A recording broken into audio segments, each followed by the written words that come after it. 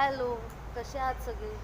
आज मी तुम्हाला एक एक्सरसाइज सांगणार आहे जेणेकरून आपण आपलं बेली फॅट ही रिड्यूस करू शकतो आणि करता करता आपण थांबवू शकतो, जेणेकरून आपण रिलॅक्स होऊन परत सुरू करू शकतो एक्सरसाइज. ओके, चलो लेट्स डू इट.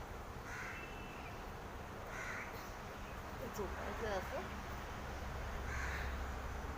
आपली ही रेग्युलर एक्सरसाइज.